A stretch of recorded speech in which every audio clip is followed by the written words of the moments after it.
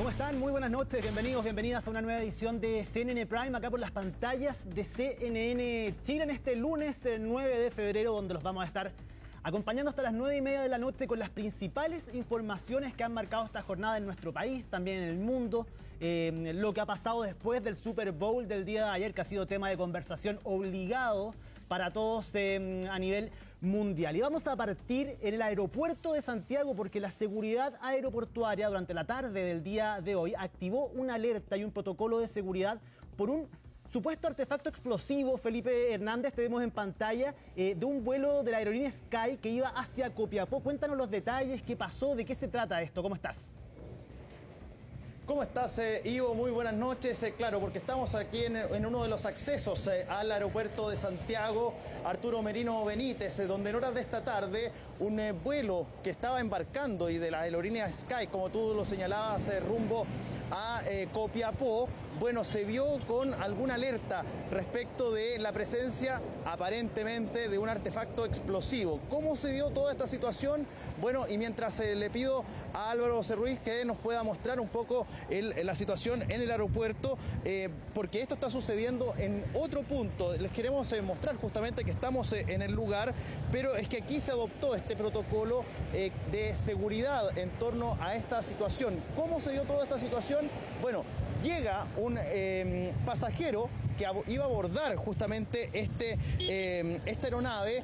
Sin embargo, al momento de revisar su maleta, se percata personal del aeropuerto que esta generaba algún tipo de vibración, y por esa razón entonces es que le consultan a este pasajero qué portaba en esta maleta, y es de esa manera entonces que se genera la situación, la controversia. ¿Por qué? Porque este sujeto habría señalado, entre otras cosas, que en la maleta no se portaba nada respecto a algún explosivo, que los explosivos realmente estaban a bordo del avión ya.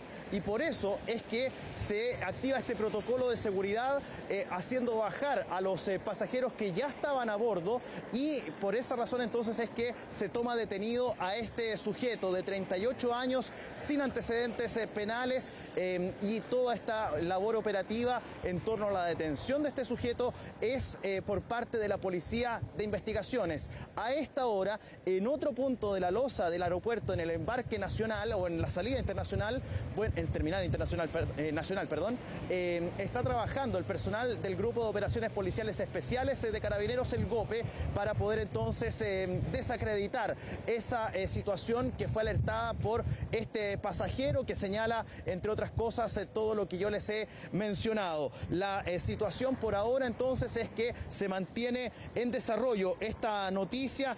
Se constituyó formalmente el Centro de Operaciones de Emergencia, el COE del aeropuerto Arturo Merino Benítez, manteniéndose entonces en coordinación interinstitucional, señala este comunicado permanente. Se informa además que el personal del GOPE con los especialistas en manejo de explosivos se encuentran trabajando ya en el aeropuerto Arturo Merino Benítez, mientras que la aeronave involucrada está siendo trasladada a una zona segura. Esa zona ya se concretó, ese traslado hasta otro punto, no está cercano a los embarques correspondientes, fue alejado de esa aeronave para poder realizar todas las pericias correspondientes por parte del GOPE de Carabineros. Entonces, para hacer un resumen, el sujeto que habría señalado, entre otras cosas, la presencia de este artefacto explosivo a bordo ya de esta aeronave de la aerolínea Sky, que tenía rumbo a destino más bien a la ciudad de Copiapó, fue detenido, tiene 38 años, es de nacionalidad chilena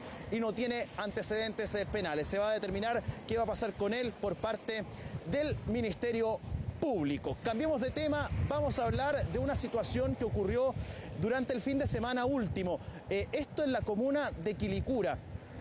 Y esta historia tiene varios capítulos, podríamos decirlo de alguna manera. Es un hecho que se registra y ustedes lo están viendo en imágenes, como una situación de una posible encerrona, que iban a ser víctimas las personas que justamente circulaban en un vehículo color blanco. Se alcanza a ver ahí parte de las características del vehículo en esta cámara que portaba este automóvil, y se frena el automóvil que estaba justamente delante de este vehículo que se trasladaba por el nudo Quilicura, prácticamente en el acceso hacia la autopista concesionada Vespucio Norte. Se bajan sujetos de este vehículo color negro y es así como intentaron realizar una encerrona. Lo que no contaban los delincuentes es que el conductor del automóvil blanco, del cual iban a ser víctimas estas personas, aceleró evitar ser víctimas de un robo con intimidación o un robo con violencia para finalmente entonces evitarlo. Acelera, termina chocando parte de la puerta también de este vehículo y huye del lugar a alta velocidad con el objetivo de tratar de evitar que se pudiese concretar y que pudiesen perseguirlo también estos delincuentes. Esa situación entonces es lo que termina ocurriendo, pero hay un antecedente importante que no les hemos mencionado. Hay un origen de toda esta situación, así lo relata Carabineros.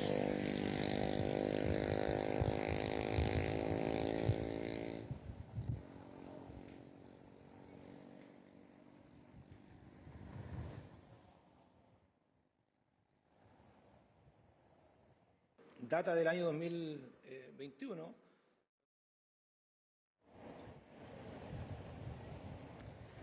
Bien, ahí tenemos una pequeña complicación en cuanto a la entrega de las declaraciones, pero les comento entonces la situación. Carabineros confirmó que este vehículo habría sido visto en un centro comercial del sector Buenaventura, también de la comuna de Quilicura, minutos antes de la ocurrencia de este intento de encerrona a este vehículo color blanco marca BMW, a esta pareja que iba justamente a bordo de ese automóvil.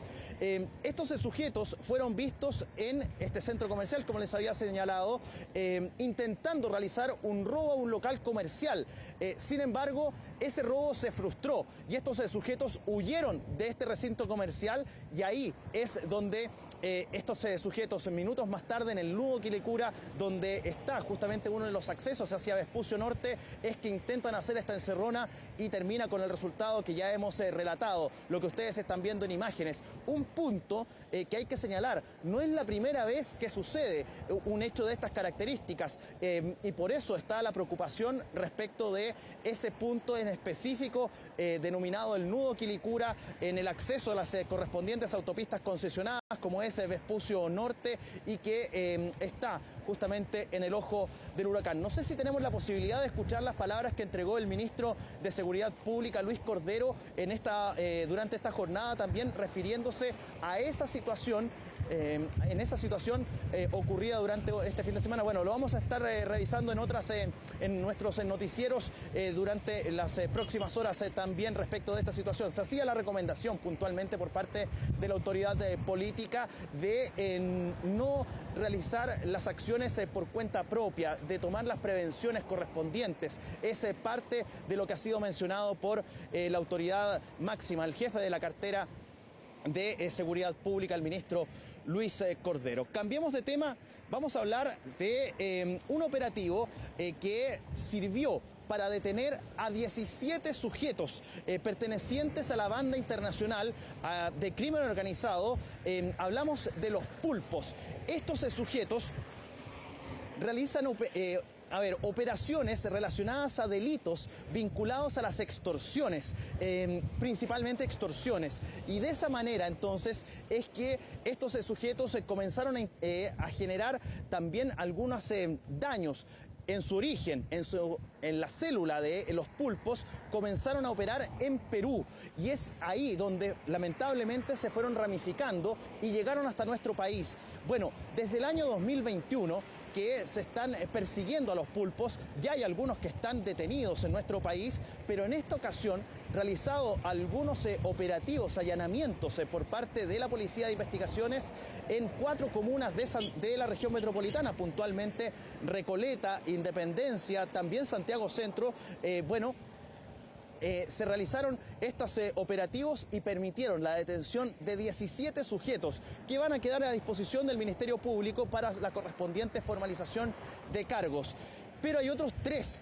Esos sujetos fueron detenidos en Perú, en la ciudad de Barrancas, y estos sujetos quienes también van a ser puestos a disposición del Ministerio Público chileno, no mediante se realice la correspondiente solicitud de extradición. Hay pasos por seguir y eso se los vamos a comentar a la vuelta de escuchar algunas de las declaraciones que fueron proporcionadas durante esta jornada. Revisemos parte de esas palabras. Data del año 2021, operación en la cual se ha logrado la detención total de alrededor de 50 integrantes de una banda, de una organización criminal transnacional denominada Los Pulpos, cuya parte de su operación se encuentra en nuestro país. Se han detenido alrededor de 50 personas, 27 de ellas con permanencia definitiva en su situación migratoria, 23 de ellas que están irregular en el país, cuyo líder es un sujeto de interés que se encuentra, según los antecedentes que se manejan, prófugo en el país de Bolivia. Se logró la detención en Perú de 3 integrantes de diversas facciones de la organización criminal que operaban aquí en Chile. Estas facciones operaban de la misma forma que operan los pulpos, mediante un control territorial, principalmente en las comunas de Independencia, Recoleta, extorsionando a víctimas efectivamente de origen peruano. Y a propósito también de un trabajo de localización de estas personas, se logró su detención y serán formalizadas, serán primero extraditadas y formalizadas a propósito de estos delitos. Los delitos que aquí se investigan son, como se señaló, la extorsión en carácter reiterado, la asociación criminal, incendio, disparos injustificados y, en un caso, el delito de homicidio calificado, todos en carácter de consumados.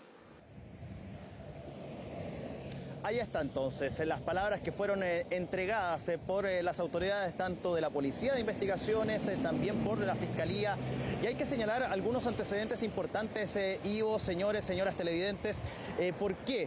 Porque aquí en este caso en particular los delitos que van a ser imputados durante las próximas semanas, porque se pidió ampliación sobre todo por parte de los 17 sujetos o para los 17 sujetos que quedaron detenidos por parte de la Policía de Investigaciones, o resultaron detenidos por parte de la Policía de Investigaciones.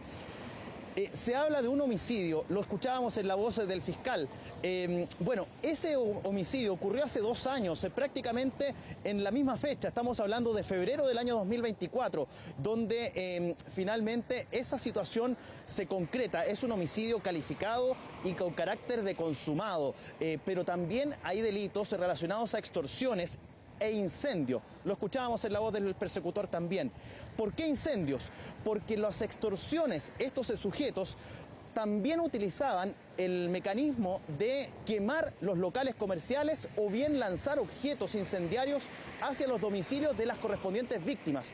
¿Con qué objetivo? Que pagaran las vacunas, que se denominan a estos pagos irregulares, deberíamos decirlo de esa manera, para que estas personas pudiesen, por ejemplo, tener sus locales abiertos sin la necesidad de ser atacados por bandas delictuales, como son justamente los pulpos. Si ellos pagaban, quedaban tranquilos, pero esos montos iban incrementándose cada vez más y a veces estas personas no tenían cómo pagarlas y ahí se ejecutaban estas acciones. Incluso también se habla de disparos injustificados que en la vía pública, que también eran parte de las amenazas extorsivas que realizaban estos sujetos para justamente amenazar a las víctimas de estas acciones. Parte de lo que ha sido esta investigación de los pulpos. Hay un sujeto en particular que está siendo buscado no solamente por la policía peruana, sino que también chilena. Es el líder de los pulpos y ese hasta ahora no ha sido encontrado aún. Vamos a revisar las palabras que entregó el ministro de Seguridad Pública, Luis Cordero.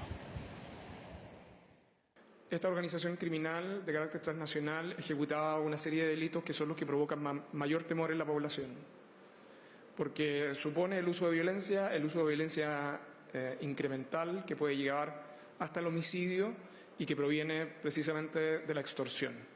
Este último aspecto es relevante porque, además de los delitos violentos, como hemos señalado en otras ocasiones, uno de los objetivos de la política de seguridad pública tiene que ver con reducir el temor. Y una de las maneras de reducir el temor es que organizaciones criminales como esta, como ha señalado la Policía de Investigaciones, en el caso de esta célula que operaba en la zona centro-norte de la región metropolitana, con esta investigación termina prácticamente desbaratada. Y por cierto, eso no solo contribuye a la tranquilidad de esas comunidades, sino que también es una demostración de la eficacia de nuestras instituciones. Johnson Cruz Torres es el líder de los pulpos y es quien está siendo buscado intensamente por la policía peruana, también por la policía chilena, por la justicia chilena. De hecho, hay informaciones que este sujeto podría ingresar a Chile. Se habría incluso cambiado su fisionomía para justamente pasar desapercibido de las policías, pero está siendo buscado tanto por Perú como también por nuestro país para quedar entonces a disposición justamente a raíz de todos estos acontecimientos, de todos estos delitos por los cuales se les investiga tanto en la nación incaica como también en Chile por los delitos ya comentados anteriormente. Hay que señalar un antecedente importante, Ivo. Estos sujetos no solamente realizaban, o más bien, estos 17 sujetos tenían diferentes roles. Habían testaferros, habían ejecutores de extorsiones, pero también había uno en particular que trabajaba en el área de odontología, por lo tanto pasaba completamente desapercibido, así como también habían sujetos que emanaban órdenes desde la misma cárcel, por lo tanto Gendarmería cumplió un rol muy importante también en esta investigación, Ivo. Felipe Hernández, muchísimas gracias por este reporte. Quedamos muy atentos acerca de qué pasa finalmente con este avión, la investigación finalmente ahí de la seguridad aeroportuaria, algo que llama la atención y bien extraña la explicación que da este hombre que queda detenido, Felipe. Así que quedamos muy atentos, que estés muy bien. Nos vemos. Chau, chau. Cambiamos de tema para contarles que esta jornada el barrio Meix realizó su reapertura al público luego de un extenso operativo contra los toldos azules. Pablo Figueroa nos va a contar los detalles. ¿Cómo estás, Pablo? Así es, Ivo, buenas noches. Una jornada movida, pero movida en el buen sentido de la palabra, porque estamos a 3 semanas del inicio del año escolar de manera oficial a este año 2026 y en la medida que se acercan los días del inicio de clases, se va acercando el público al barrio Meix, barrio que por lo menos siempre, todas las temporadas, en la fecha donde más hay ventas es entre la segunda quincena de febrero hasta la 1 de marzo con los útiles escolares. Es por eso, básicamente, que toda esta planificación de la recuperación del barrio Meix iba enfocada a que en su tercera parte, en su tercer paso, que es el que se está ocurriendo en estos momentos, hubiese una reapertura básicamente del barrio, pero con la seguridad, cosa que los clientes tuvieran una buena experiencia. Hemos vivido desde el 29 de julio a la fecha varios cambios, varios cambios de fase básicamente. Pasamos desde agosto a sacar más de 1000 toldos, pues 500 hasta 150 la semana pasada. Revisemos, ¿qué dijeron primero? Los clientes, que son los más contentos, y también los locatarios. ¿Suben o bajan las ventas? Responde el público y los locatarios en el barrio Meix. Maravilloso, todo ordenado, se ve limpio, todo perfecto. Da gusto la antes no se podía pasar, a mí me han cogoteado 3 veces acá. ¿Qué le parece el barrio ahora? Ahora sí que está bonito, pues canchito. ¿Se puede transitar? Mira, por el auto a todos lados como uno quiera, pues. No hay ningún problema ahora. Los felicito, se puede caminar con tranquilidad ahora. Podemos llegar al lugar que queríamos llegar antes. ¿Cuánto tiempo usted venía a comprar a Meix? Oh, del año, qué sé yo, hace del 90. ¿Lo había visto así como ahora? Nunca. Bueno, hay que hacer una aclaración. Hay problemas aún, básicamente, con los ingresos, porque hay que recordar que ya había una reja perimetral en el sector de, básicamente, la Alameda, entre Bascuñán Guerrero y Exposición. Bueno, esa reja se ha visto replicada con el tiempo por Exposición, después Bascuñán Guerrero, y ahora están por Sacié, Grajales. Son varios los cambios que hay y ha habido molestias para quienes han ido, básicamente, a intentar ingresar. Ya no se puede por todos lados, pero es parte de un trabajo de renormalización. ¿Les parece? Si seguimos revisando parte ahora lo que dijeron las autoridades al respecto de este balance, casi una semana después de esta reingeniería máxima que se llevó a cabo la semana pasada con sacar ya el 100% de los toldos. Ahora hablan de tanto los locatarios como también gente que está involucrada con todo el proceso de la municipalidad de recuperar la gran manzana del barrio Meix, que eso va desde Alameda, Socié, Bascuñán Guerrero, Exposición. Hablan a continuación. Súper bueno porque ya se puede transitar, caminar. Las ventas se mantienen igual, suben, bajan. Por ahora están igual, pero yo creo que para mañana ya hay más gente aquí. Así fue, así se quitó todo más seguro para que la gente entre más fácil. Se ve que la gente puede transitar libremente. ¿Cómo van las ventas? Ha mejorado, ¿sí? O sea, es un empiezo de nuevo prácticamente porque se está viendo la gente más que viene a ver primeramente para ver cómo está. Últimamente más tranquilo, sí se puede decir que sí, más guardia en la calle, sí, más calmado. ¿Podría almorzar acá, no? Sí, obviamente, están todos invitados chiquillos, vengan nomás. ¿Qué es lo importante? El hecho fundamental es la recuperación de este barrio en todo el perímetro, en todo el sector, la cantidad de comerciantes que van a recuperar su espacio. ¿Por qué? Porque de esa manera los distintos actores vamos a aprender cómo se hace este proceso. No es sencillo. Aquí van a haber horarios que van a ser flexibles, hay un análisis que hay que realizar. Esto se ve bien ahora, pero hay muchas fuerzas que están interesadas en que esto fracase. Van a tratar de botar los pórticos, van a tratar de ingresar. Entonces, la policía, carabineros, la municipalidad va a tener horarios fluctuantes, pero la idea, y quiero que quede claro, es que esto no se va a cerrar, los pórticos están para estar abiertos permanentemente, ese es el fin.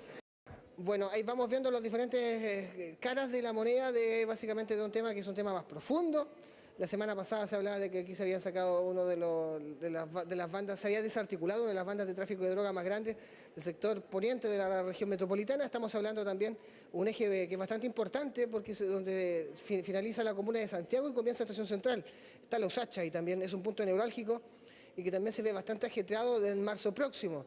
Por eso era importante recuperar este polo básicamente en el punto de vista de la seguridad.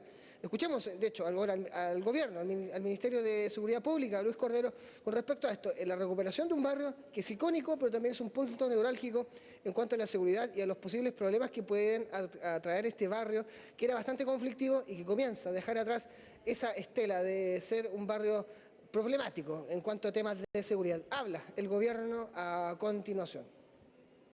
Ha sido una intervención que ha considerado no solo el retiro de comercio ilegal que ocupaba ilícitamente la vía, sino que además se ha podido realizar las indagaciones en lugares que siguen de bodegaje para ese comercio ilícito o derechamente la comisión de otro tipo de delitos. Si hay algunas personas que tienen empezado a alterar el desarrollo que se ha hecho, la reacción no solo de la fuerza pública, sino que las acciones penales respectivas van a ser extremadamente severas. Meix también es una manera de recuperar el comercio lícito, ¿no? Y excluir, por cierto, las organizaciones criminales que han utilizado ese barrio y el bodegaje para la comisión de esos crímenes. Bueno, Ivo, ahí está, las diferentes voces para la recuperación de una gran manzana que reiteramos, Alameda, Sacié, Bascuñán Guerrero, Exposición se ha recuperado por completo, está enrejado totalmente, es un proyecto a largo plazo, se espera que esto sea un bulevar en los próximos años, pero por ahora básicamente el llamado es volver al barrio, lo veíamos ahí, los clientes están felices, se puede caminar, hay seguridad, hay horarios dignos para poder caminar sin andar revisándose el teléfono, la billetera, hay bastante guardia por metro cuadrado, así que la importancia es llamar a la calma, volver y aprovechar estas instancias, la recuperación de un barrio como es el barrio Meix. Así que con esa información y estas imágenes nos despedimos. Buenas noches.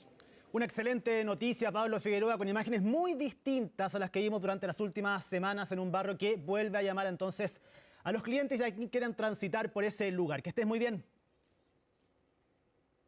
Cambiamos de tema para contarles que la Corte de Apelaciones de Santiago confirmó la medida cautelar de prisión preventiva para la ex ministra de la Corte Suprema, Ángela Vivanco, todo esto en el marco de la investigación de la denominada trama bielorrusa. En concreto, el tribunal, en una decisión unánime, decidió ratificar la decisión del Juzgado de Garantía de Santiago en contra de la ex jueza, quien, recordemos, está imputada por los delitos de cohecho y lavado de activos en la investigación relacionada con este conflicto judicial entre la empresa estatal Codelco y el consorcio Velas Movitec.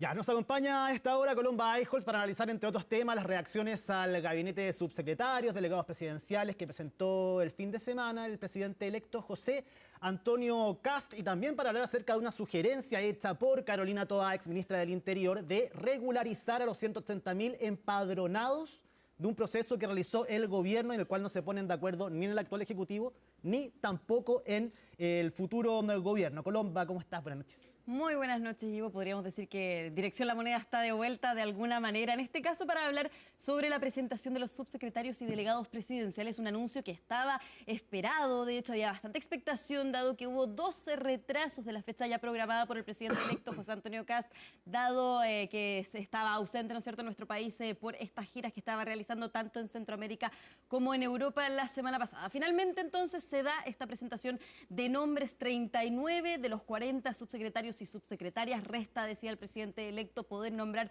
al subsecretario de Fuerzas Armadas, con una presencia bastante baja de los partidos políticos, un modelo que es bastante parecido al que entregó el presidente electo José Antonio Kast cuando nombró a su gabinete. Recordemos, los partidos políticos en ese momento habían demostrado cierto descontento, pero estaban expectantes a lo que pudieran ser las negociaciones para encabezar las diferentes subsecretarías. Finalmente, esas negociaciones, podríamos decir, dado este nombramiento, no llegan a tan buen puerto, porque de todos los subsecretarios ahí que vemos en pantalla nombrados este sábado, la verdad hay pocos que son de los partidos políticos. Algunos partidos políticos como la UDI y Renovación Nacional se adjudican más militantes de los que realmente son subsecretarios, algunos, claro, cercanos a la UDI, cercanos a Renovación Nacional, pero no directamente militantes. Sí. Eso, y también, Ivo, de alguna manera, ¿no es cierto?, para demostrar que efectivamente hay representación de los partidos políticos en las subsecretarías, pero lo cierto es que José Antonio Kast, y si uno también hace el desglose de los nombres, imita este modelo que presentó, ¿no es cierto?,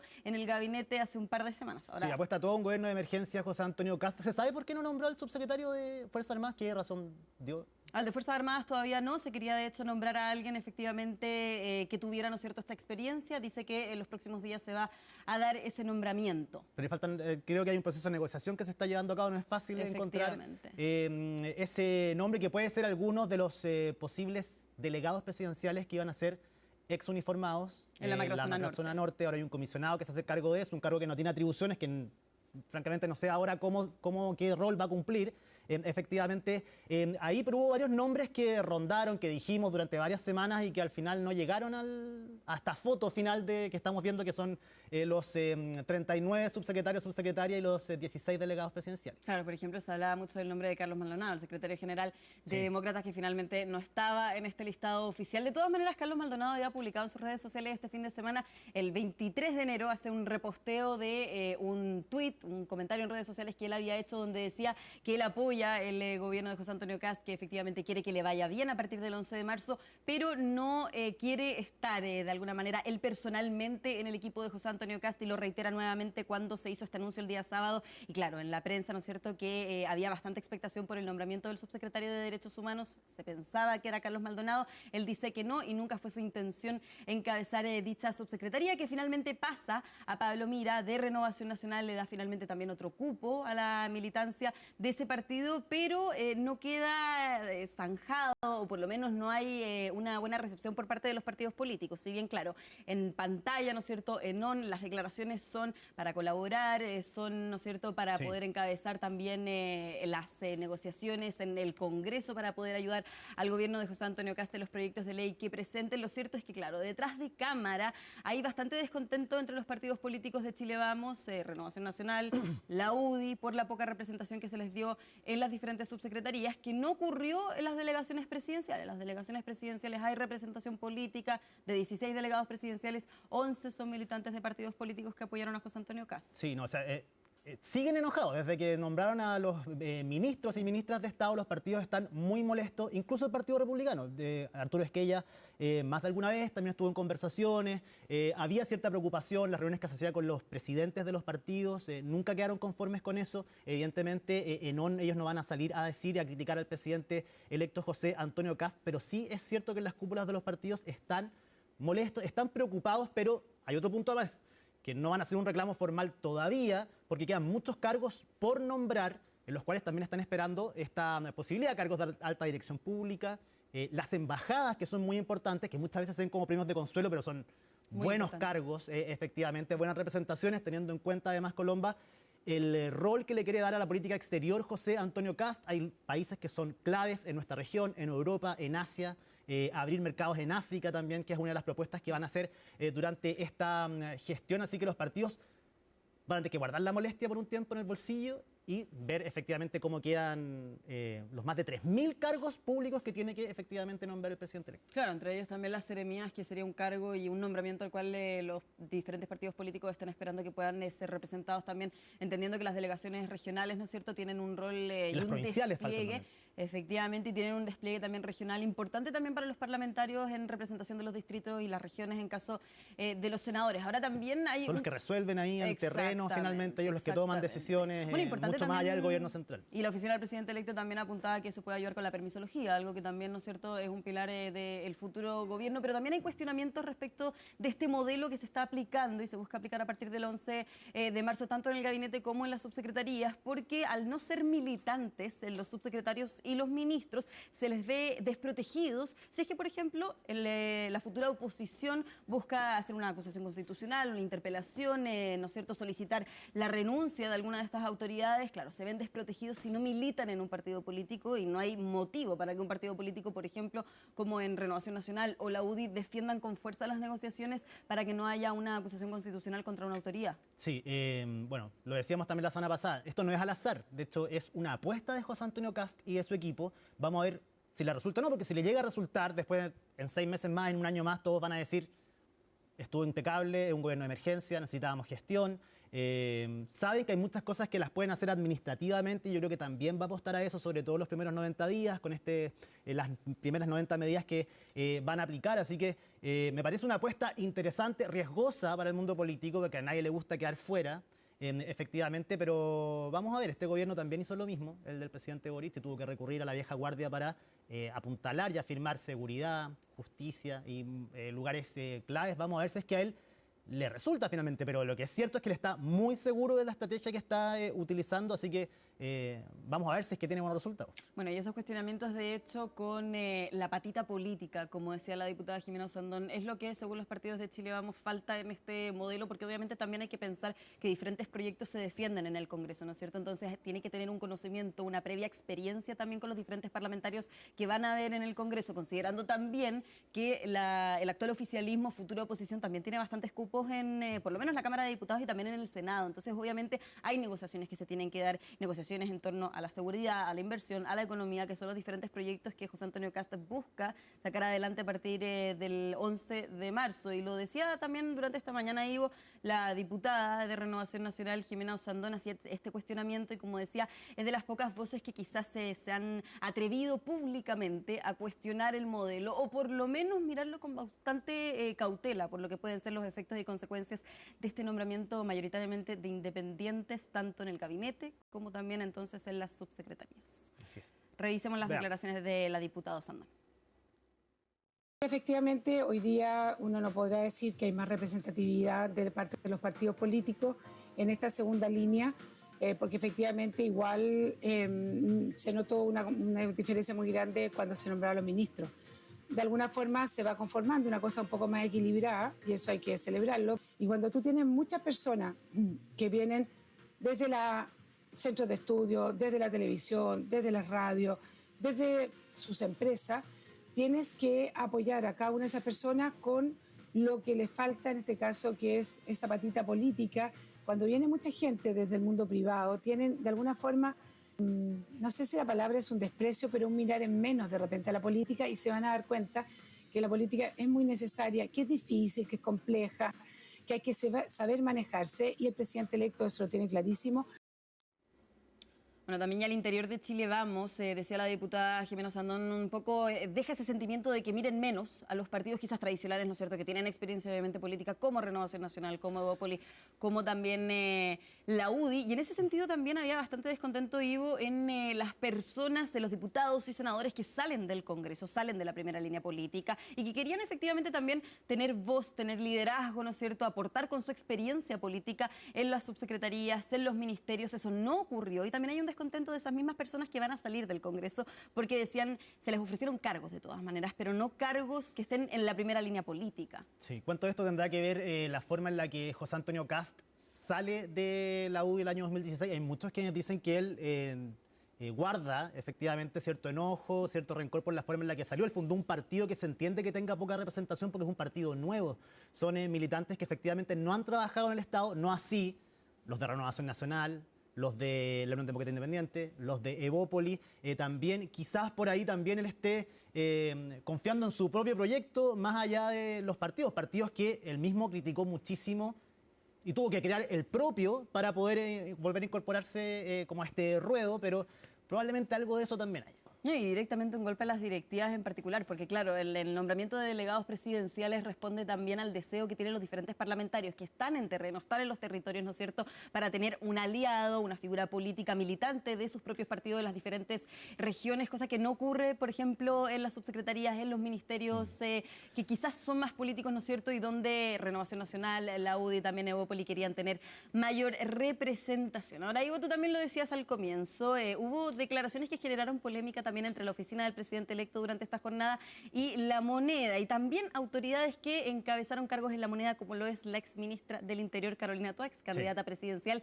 que ayer estuvo en conversación con el senador Felipe Kast en su podcast, donde además de abordar cuál va a ser el rol del actual oficialismo como futura oposición, los partidos políticos también que hoy están de alguna manera levantando, ¿no es cierto?, liderazgos, ver cuál va a ser la voz principal, qué partido va a tomar la voz y el liderazgo a partir del 11 de marzo. Decía la exministra del Interior, Carolina Toa, se toma un segundo al finalizar esta entrevista para hacer un llamado bastante particular, Ivo, respecto a la migración irregular. Todo porque decía la exministra del Interior. Durante la actual administración del presidente Gabriel Boric, recordemos, se hizo un llamado para que las personas que entraron de forma irregular a nuestro país se empadronaran. Es decir, el gobierno tuviera un listado, por decirlo de alguna manera, ¿no es cierto?, con los diferentes antecedentes de las personas que efectivamente ingresaron de manera irregular. Fue un llamado... En el peor momento, cuando era mucha gente y no sabíamos cuántos había, y el gobierno decide tomar esta decisión, que también fue muy cuestionada en un momento de empadronar, y que había mucha incertidumbre acerca de cuánta gente iba a recoger finalmente ese llamado, porque no era fácil entregar los datos de una persona que entró irregular, y evidentemente también muchos de ellos esperando que, casi todos los que están ahí, por supuesto no son delincuentes, porque si no, no se hubiesen empadronado, pero quizás con la esperanza de que pudiesen regularizar su situación en Chile, o que eso les facilitara el hecho de poder regularizar su situación más adelante. Pero fue también, me acuerdo, un proceso que fue muy cuestionado en cuanto a las cifras también, porque se pretendía alcanzar una mucho mayor. Claro, se alcanzaron aproximadamente, decía la exministra del Interior, 180.000 personas que también confiaron en el llamado que hizo la actual administración de poder empadronarse. Ahora, un llamado que no les prometió la regularización. Fue bastante enfática también la exministra en recalcar eso, en recordarlo, ¿no es cierto? Fue un llamado finalmente para, entre comillas, ordenar la casa, ordenar, ¿no es cierto?, el listado de personas, tener conocimiento de las personas que ingresaron de manera irregular a nuestro país, sin entonces la promesa de regularización. Ahora, ¿qué pasa con estas 180.000 personas que no han sido regularizadas? La exministra del Interior decía que tienen que ser regularizadas ahora, en la actual administración. ¿Por qué? Hay un problema eso. Claro, ¿y por qué? Pero primero el argumento que daba Carolina Toa, porque si no, en el próximo gobierno, a partir del 11 de marzo, van a ser los primeros en ser expulsados, porque finalmente José Antonio Kast va a tener un registro de personas que ingresaron de manera irregular a nuestro país, y al tener ese registro van a ser entonces las primeras personas en ser expulsadas, porque efectivamente con nombre y apellido José Antonio Kast va a decir, usted entró por, ¿no es cierto?, la ventana en vez de la puerta, que es el llamado que ha hecho José Antonio Kast y lo hizo durante toda su campaña. Ahora es la primera vez que alguien lo menciona de esta forma, porque efectivamente José Antonio Kast, en toda la campaña, estaba muy seguro de que él iba a poder expulsar a mucha gente, y todos le decían cómo, si no hay posibilidad de salir, o quiénes son, y quizás ellos manejaban también que hay 180.000 personas que están empadronadas, que tienen los datos, la dirección, donde trabajan, donde están los hijos, absolutamente todo. Es entregarle en bandeja, como dice Carolina Toa, al próximo gobierno que quiere expulsar migrantes irregulares, ahí están los datos, adelante.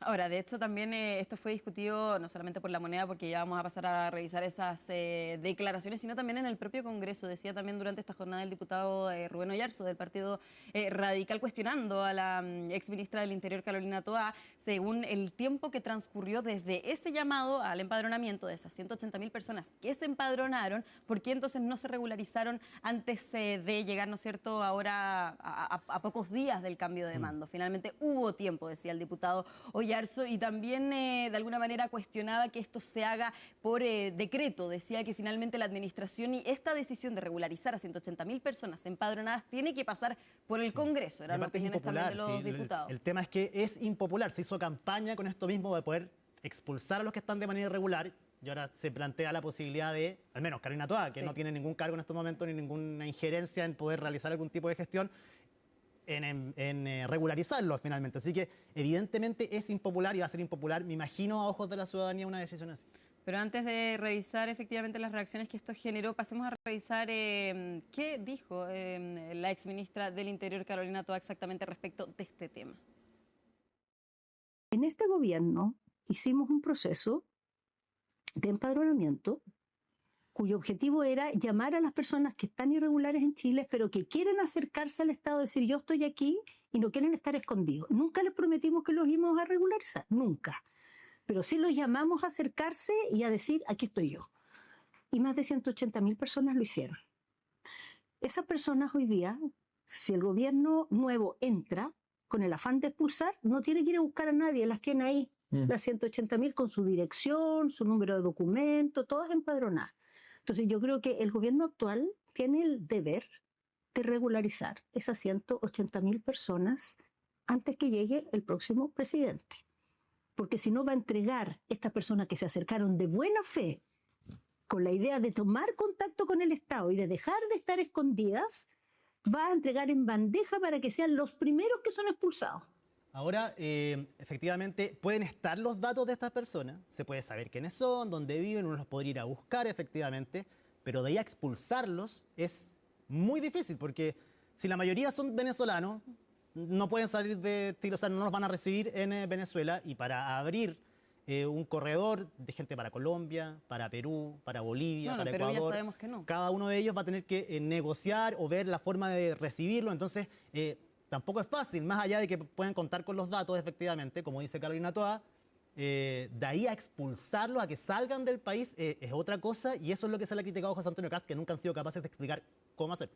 No, y eso que dentro de todo, las personas empadronadas, estas 180.000 personas, pensemos y hagamos política ficción, podría ser más fácil expulsarlas porque se conoce, pero todavía resta una cantidad importante de migrantes irregulares de las cuales no tenemos idea los antecedentes, nombres y apellidos y dónde ir a buscarlos para hacer esa expulsión. Hubo respuesta por parte de la oficina del presidente electo, el futuro ministro Claudio Alvarado, el futuro ministro del Interior, respondió ante estas declaraciones de Carolina Toá, al igual que lo hizo el Palacio de la Moneda en la vocería durante esta jornada. La ministra vocera Camila Vallejo dijo que no estaba entre los planes. Pasemos a revisar por qué. Sin duda, sería una decisión política de última hora que tiene como objetivo condicionar al próximo gobierno. A mi juicio, es de muy mal gusto regularizar migrantes a última hora, sabiendo el gobierno que se va el 11 de marzo, sin asumir las consecuencias de sus decisiones. Cualquier decisión tiene que ser siempre conversada. No hay un plan de regularización de aquí al 11 de marzo porque son procesos que no pueden resolverse en 3 o 4 semanas, ¿no? Son procesos largos y por eso siempre tiene que ser algo articulado y conversado, en este caso con la próxima administración. Pero hay que mirar obviamente en detalle esto. Yo lo mencionaba anteriormente, o sea, tenemos hoy día la posibilidad de saber cuántas de esas personas, por ejemplo, tienen hijos, cuántas personas tienen trabajo, qué tipo de aportes están haciendo al país, cuántas personas no. Esa información al menos ya la va a poder tener a disposición sobre la mesa la próxima administración.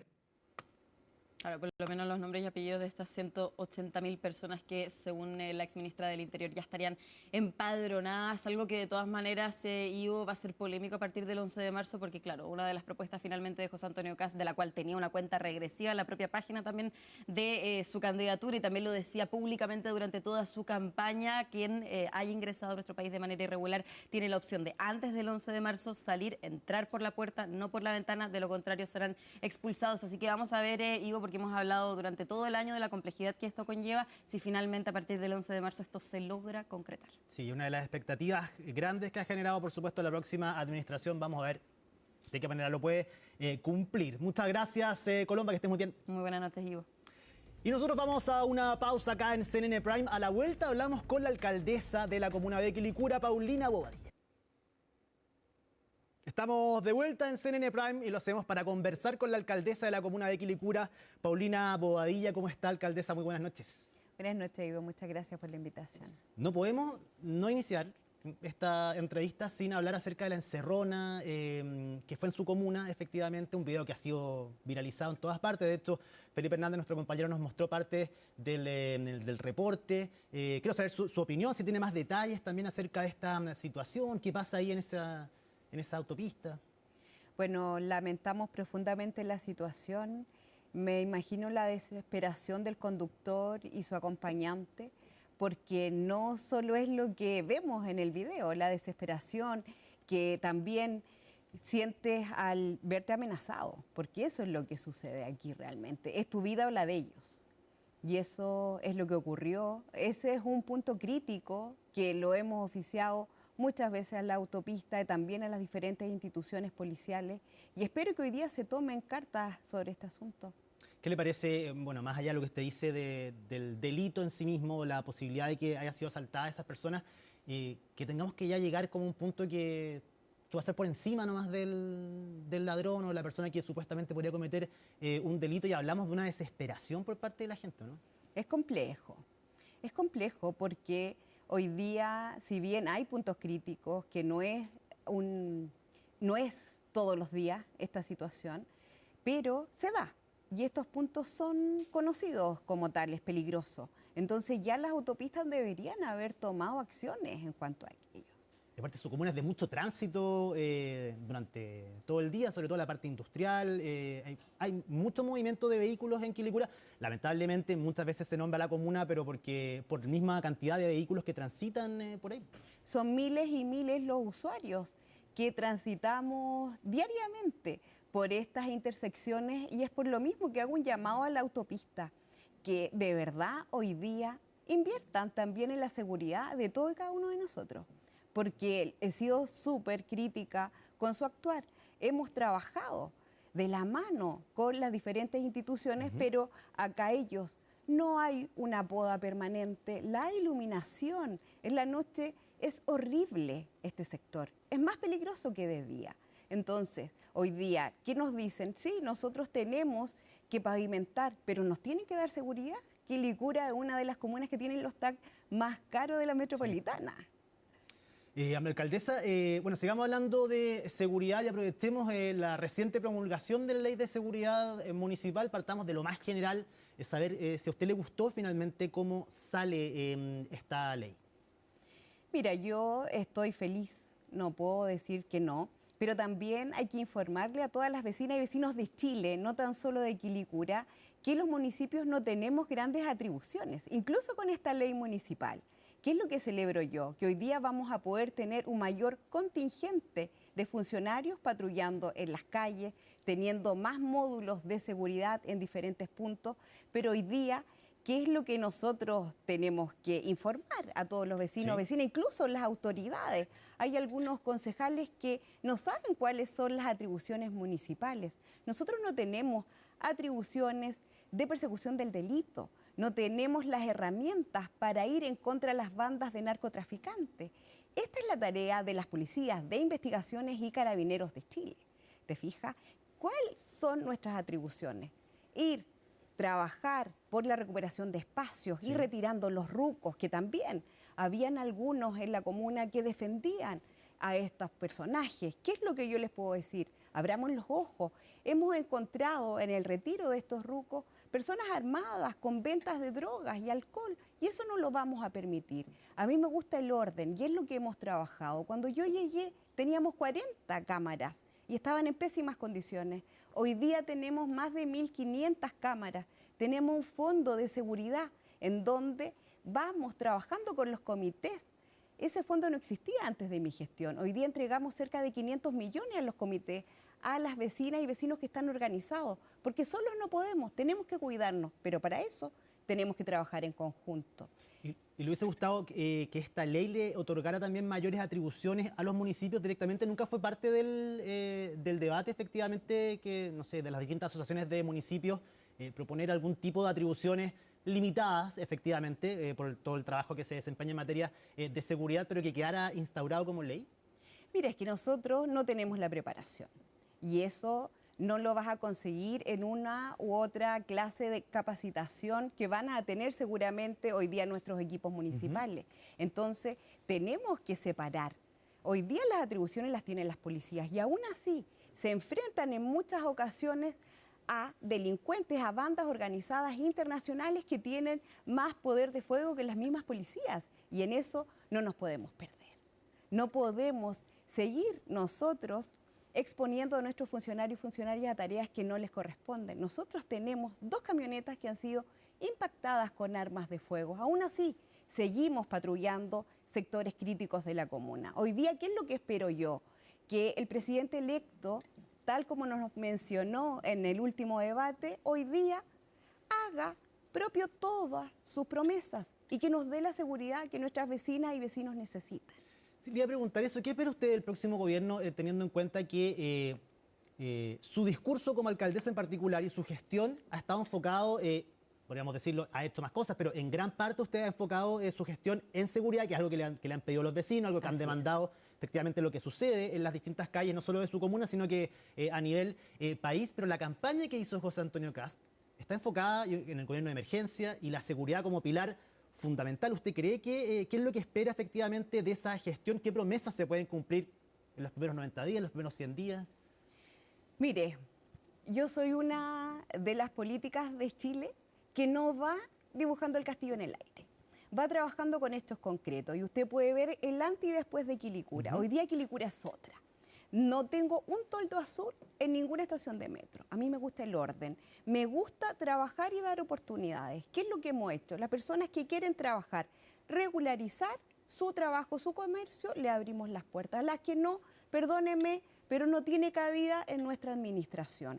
Juan Antonio Kast prometió mucho en seguridad, ¿verdad? Sí. Y es lo que nosotros le vamos a pedir que cumpla.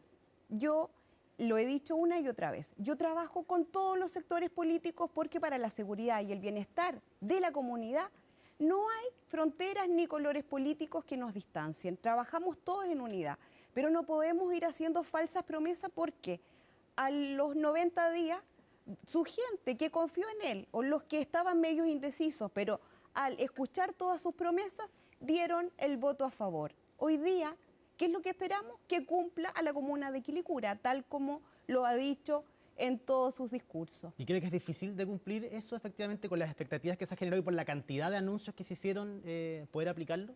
Yo lo veo complejo, pero voy a pedir prioridad para nuestra comuna, porque Quilicura hoy día tiene un trabajo comunal, municipal, y hoy día necesitamos que el Estado de Chile, con sus instituciones, esté presente, que vayan a los puntos críticos, que desarticulen a las bandas organizadas presentes en Quilicura, porque yo no tengo poder de fuego, no puedo ir contra estas bandas delictuales que están presentes. Ya. En cambio, las policías sí.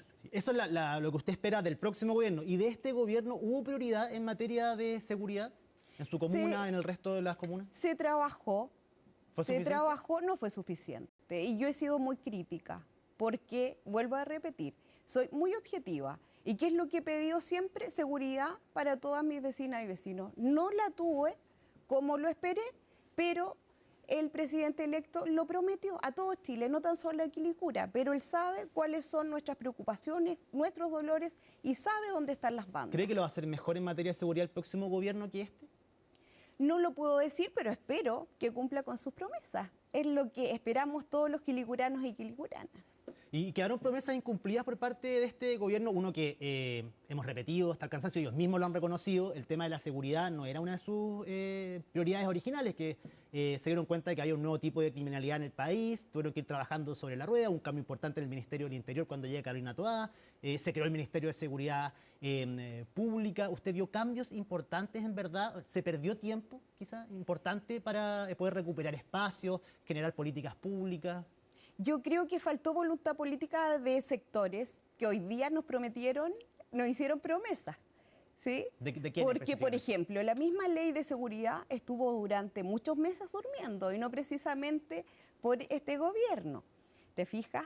Entonces, ¿qué es lo que yo espero? Que todos los sectores políticos, de izquierda a derecha, se pongan de acuerdo y permitan el avance, porque esto es un tema transversal a nivel nacional, no tan solo de una comuna. Quilicura siempre sale muy nombrada, ¿verdad?, por el gran espacio que ocupamos en la metropolitana y también por toda la gran cantidad de empresas que está presente en la comuna.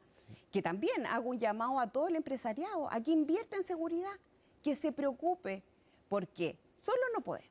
Y esa falta de voluntad política, por ejemplo, la ve reflejada en el Partido Comunista, que se le ha criticado muchísimo, que en ciertos proyectos que tienen que ver con seguridad no estaban los votos, se desorganizaban. En el Frente Amplio también costó mucho que se subieran o se embarcaran en este tema de la seguridad. Mira, yo veo falencia de izquierda a derecha, no tan solo de un sector. Y es por eso que hoy día hago el llamado a todas y cada una de las bancadas, que nos pongamos de acuerdo, que trabajemos por el bien común, porque, insisto, todo Chile espera salir sin miedo a las calles. ¿Pero usted está en una situación de emergencia? Hay un gobierno que se autodenomina de emergencia a partir del 11 de marzo. ¿Para usted el país está en una emergencia de seguridad económica? Mira, social? yo creo que en seguridad está compleja la situación. Este gobierno ha trabajado, ha invertido bastante más que gobiernos anteriores y lo han dicho también las instituciones. Piensa tú que nosotros tenemos stop cada 3 meses en donde se reúnen carabineros, también tenemos los consejos de seguridad en donde están todas las instituciones y hay diferentes también miradas y agradecen la gran inversión que ha tenido este gobierno con las instituciones y eso yo también te lo tengo que decir, porque de repente solo se ve lo malo. Hoy día hay ley, hoy día se promulgó la ley de cuidado, le diste la voz a miles de mujeres cuidadoras que nunca, jamás en la vida habían sido escuchadas. Pero en materia de Entonces, de seguridad, social, vamos avanzando. Pero en materia de seguridad, específicamente, ¿usted cree que estamos en una situación de emergencia? Estamos en una situación compleja, pero... No de emergencia. No de emergencia compleja, y que se han querido hacer las cosas y han faltado voluntades. Hoy día espero que se puedan concretar todas las promesas de campaña, Ivo. Esta ley de seguridad municipal está pensada en la realidad de los mismos municipios. Se les ha dicho cómo se va a distribuir un financiamiento del cual no se sabe todavía cuánto es. Le faltan los reglamentos para poder entrar en operación de acá a 6 meses más. ¿Cómo está pensado? ¿Y está pensado efectivamente en las realidades de cada comuna? Es distinto Quilicura que Las Condes que Viña del Mar. Entonces, ¿está pensado así también? Mira, lo que sabemos que hay cerca de 6.000 millones que se van a distribuir en todas las comunas de Chile.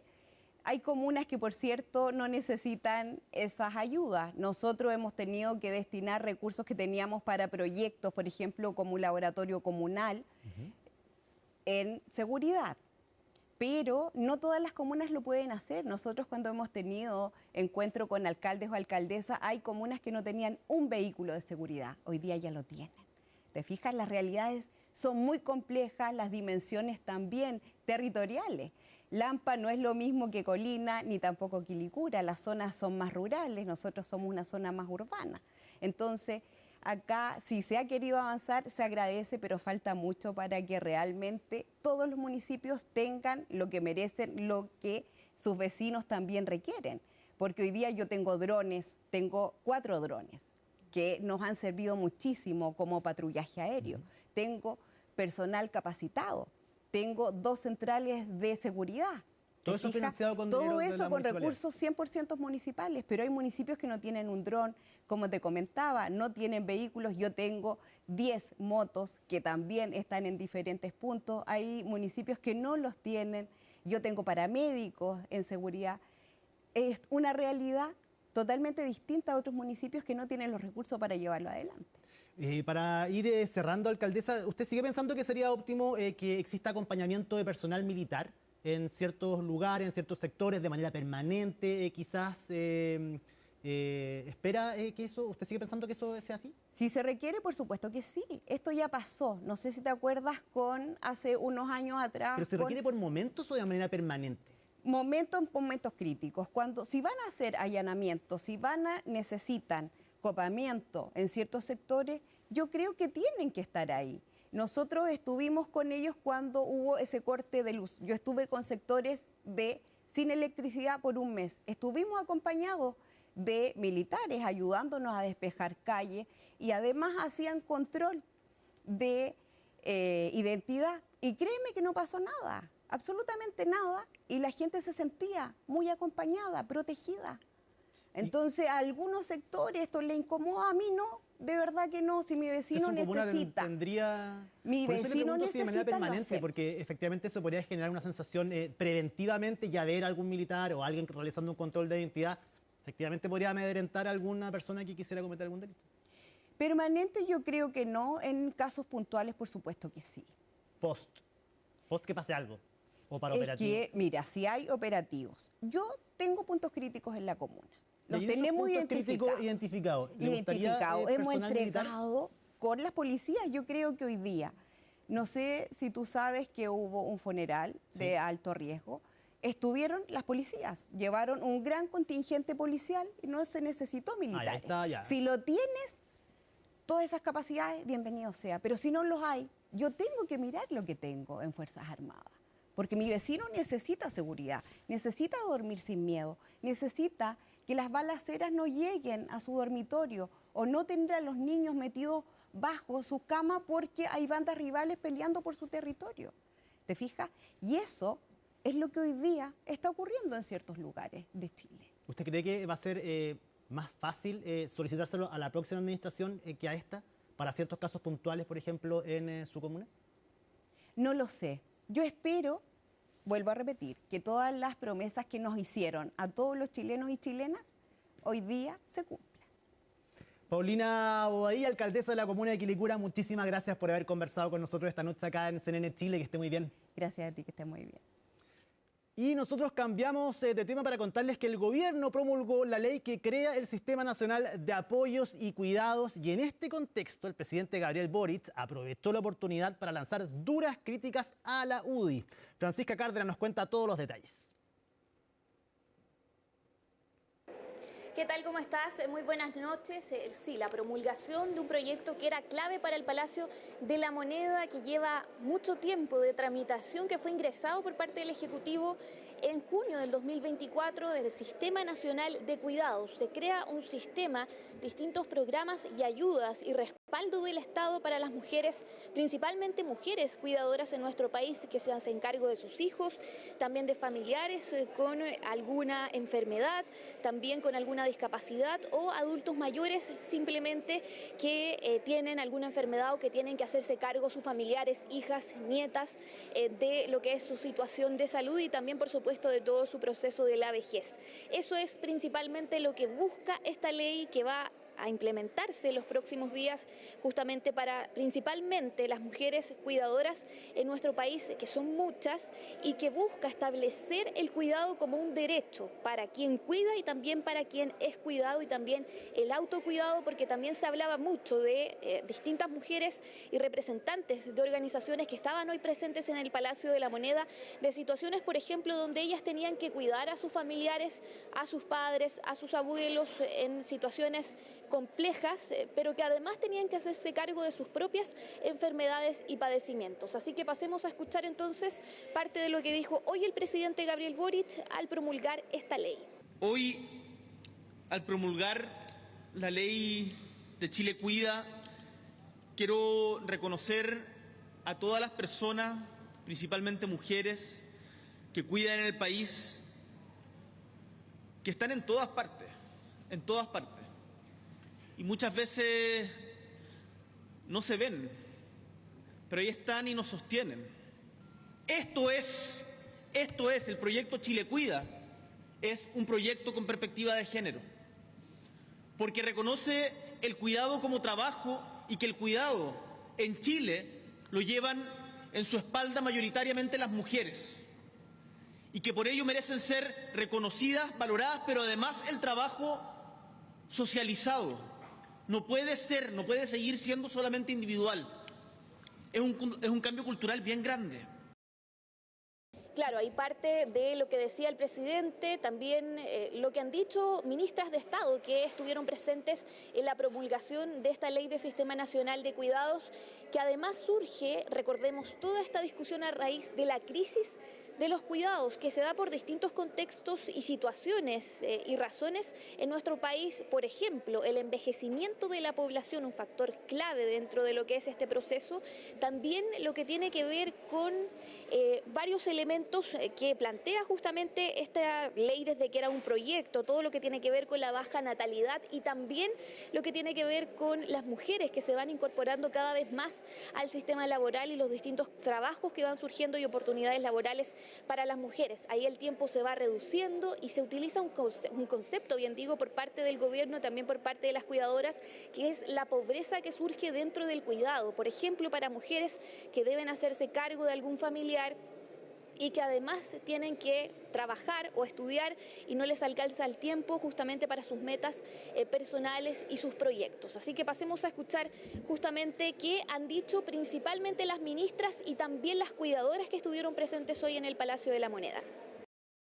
La ley reconoce el derecho al cuidado en su triple dimensión: el derecho a cuidar, a ser cuidado y al autocuidado, y reconoce explícitamente a las personas cuidadoras, remuneradas y no remuneradas, como sujetos de derecho, y establece el deber del Estado de garantizar de manera gradual y progresiva una oferta suficiente, articulada y de calidad de apoyos y cuidados para quienes lo requieren. Un elemento central y transformador de esta ley es que este derecho al cuidado es un derecho universal, avanzando hacia una forma más amplia de entender la protección social de la que acostumbramos.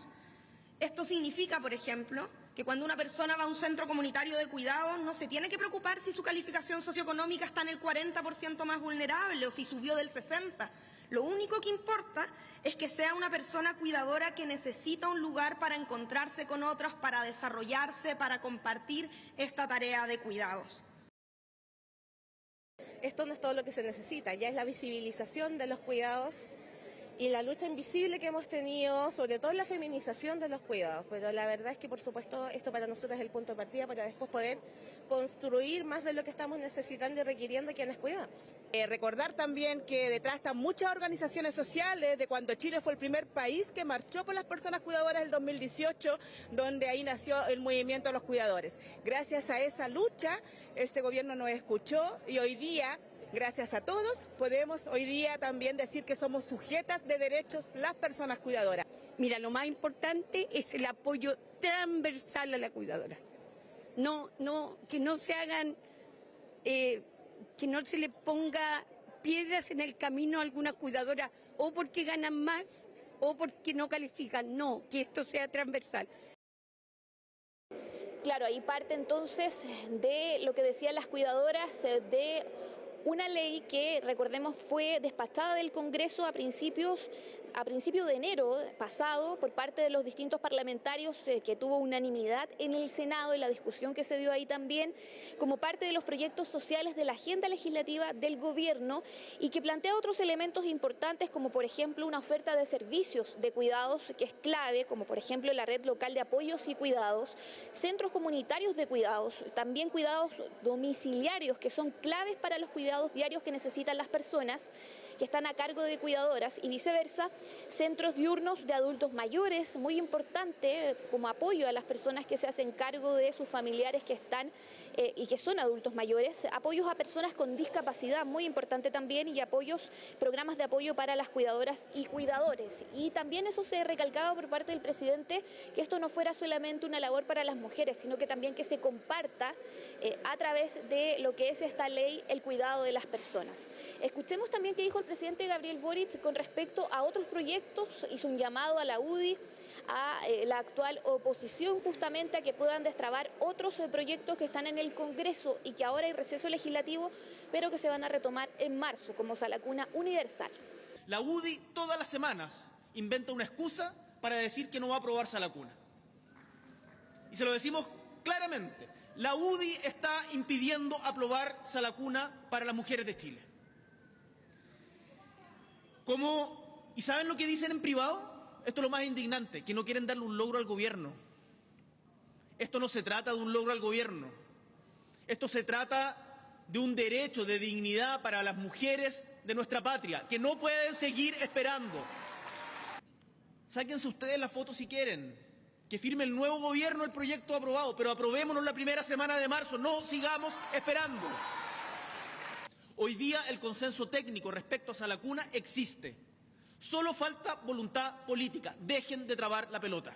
Y claro, porque está pendiente Sala Cuna Universal, también lo que tiene que ver con el FES en materia educacional y otros proyectos que han quedado pendientes en este periodo legislativo y no sabemos cómo va a reaccionar el futuro oficialismo justamente, cómo van a estar conformadas y distribuidas las fuerzas del Congreso. Van a ser muy distintas a las del periodo legislativo anterior en la Cámara de Diputados, en el Senado. ¿Cuál va a ser el rol del PDG, por ejemplo, en proyectos sociales y de desarrollo social? Así que vamos a quedarnos muy atentos a esa discusión que se va a retomar los primeros días de marzo y previo a lo que va a ser el cambio de mando.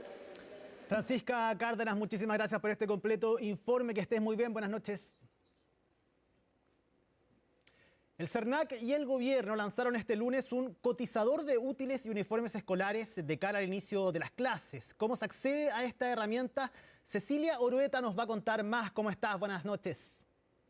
Hola Ivo, ¿cómo estás? Con marzo cada vez más cerca y con el objetivo de simplificar la tarea de comprar los útiles y uniformes escolares, el CERNAC lanzó hoy el cotizador oficial de útiles y uniformes escolares 2026, una herramienta gratuita que incluye más de 150.000 precios de distintas empresas a lo largo de todo el país.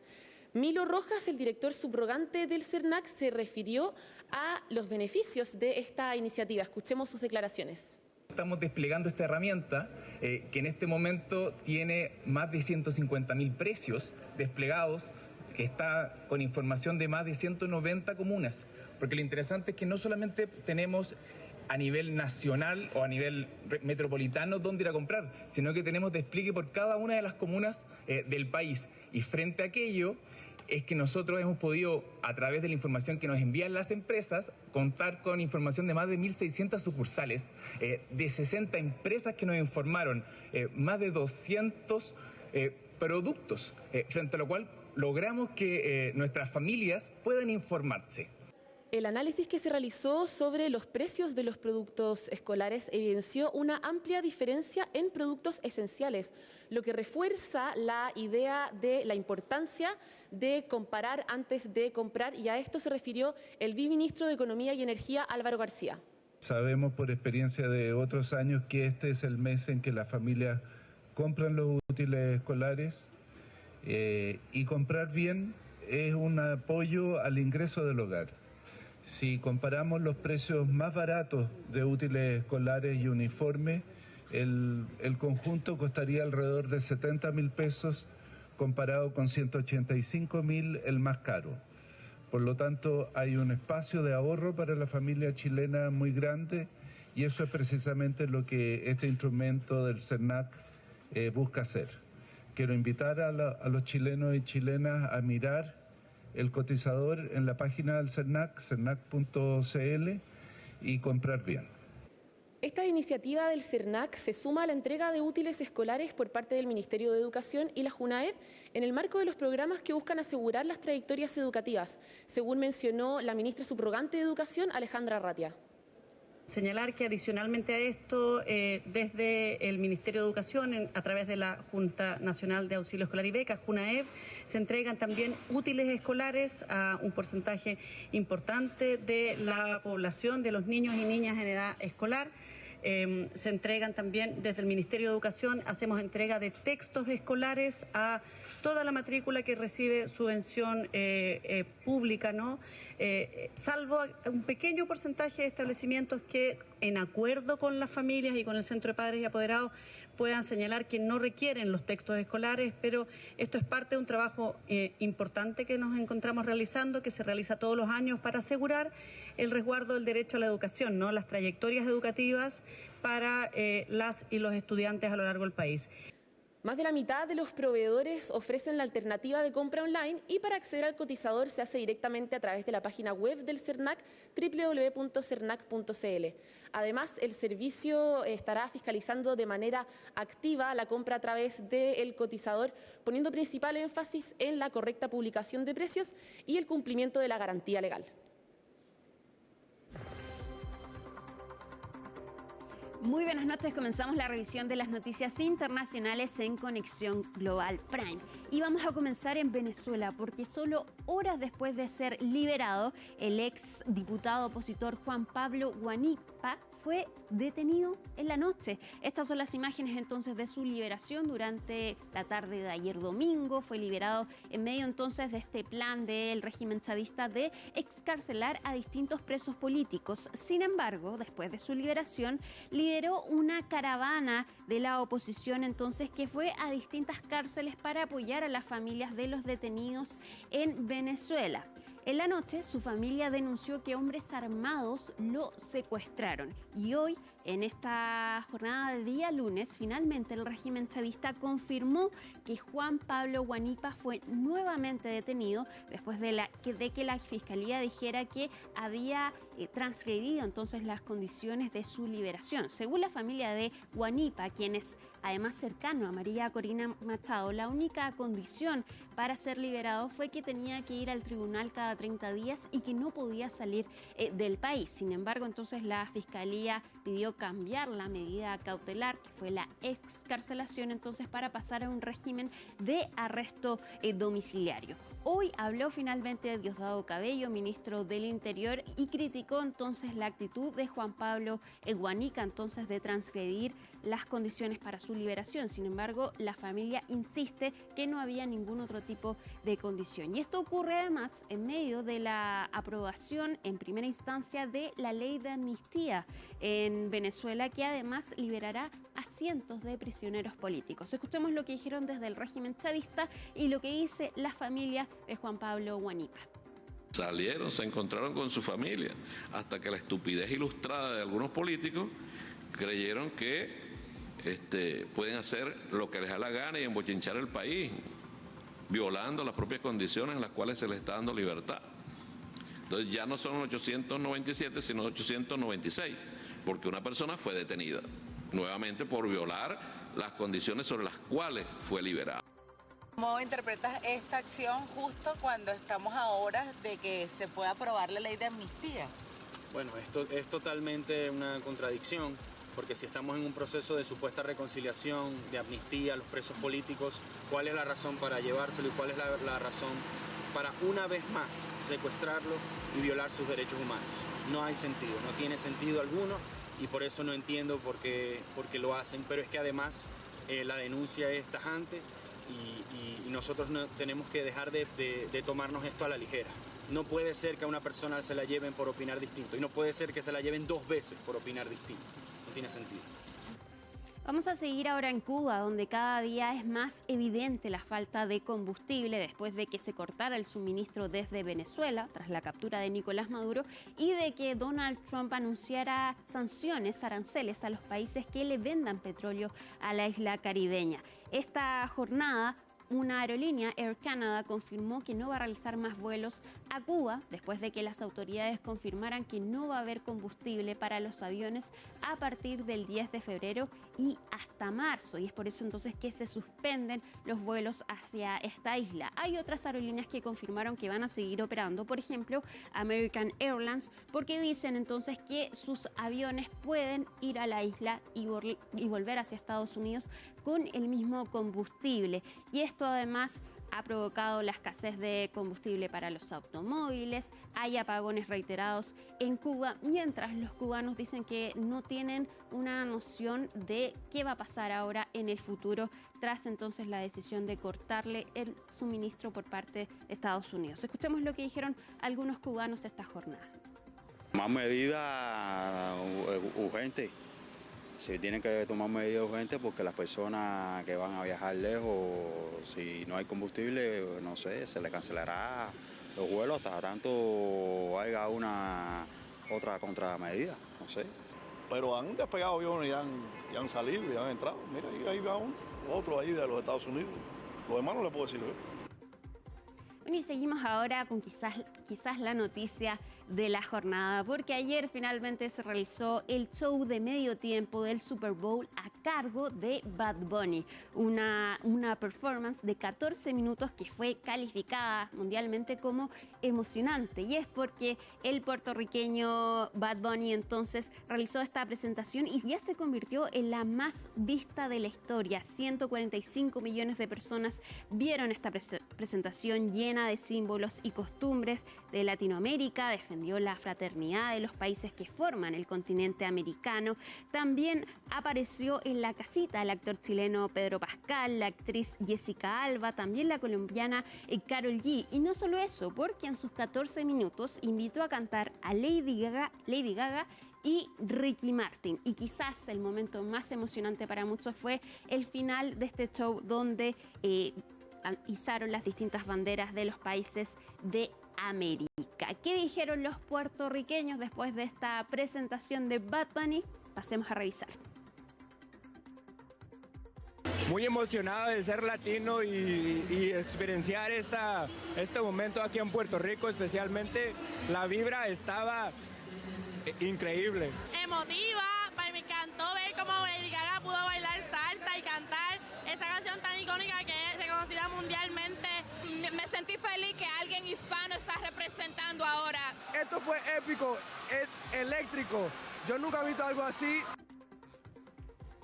Pero a quien no le gustó esta presentación fue el presidente de Estados Unidos, Donald Trump, quien minutos después de esta actuación publicó a través de su red social Truth Social que el show del medio tiempo del Super Bowl fue absolutamente terrible, uno de los peores de la historia, no tiene sentido, es una afrenta a la grandeza de Estados Unidos. Y dijo además que nadie entendió lo que decía Bad Bunny. Aparentemente se ofendió de que estuviera este show completamente en español. Y no hay que olvidar que también desde el movimiento MAGA hicieron un show alternativo que fue visto por 6 millones de personas, que es la imagen que tenemos a continuación, que fue encabezado por Kid Rock y fue organizado por la Fundación Turning Point del activista de MAGA Charlie Kirk, quien fue asesinado el año pasado. Fue visto por 6 millones de personas. Sin embargo, no hay que olvidar que el show de Bad Bunny fue visto por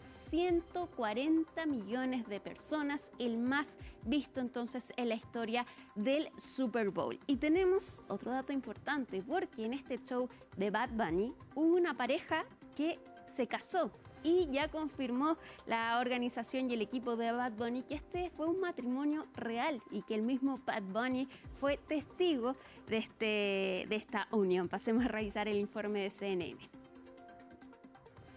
That wedding during Bad Bunny's Super Bowl halftime show, it was real. About 5 minutes into the performance, a couple in white were married on the field at Levi's Stadium, surrounded by dancers and musicians. There was even a wedding cake. After a kiss, they moved aside to reveal Lady Gaga. Bad Bunny's team confirmed it was all real to the Associated Press. The couple had invited him to their wedding, and he invited them onto the Super Bowl stage instead. Bad Bunny reportedly even signed the marriage certificate as a witness. Y por supuesto no nos queda más que recomendarles entonces que vean la presentación de Bad Bunny, ya está arriba en todas las plataformas sociales. En YouTube está la presentación de 14 minutos entonces del artista puertorriqueño que ha dado que hablar y que sigue dando que hablar.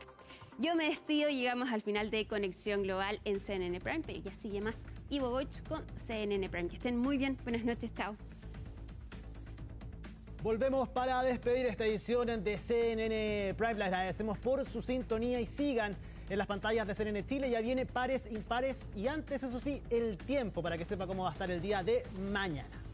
Lunes 9 de febrero, así estuvo nuestro país y el mundo. Somos CNN Chile. Que tengan muy buenas noches.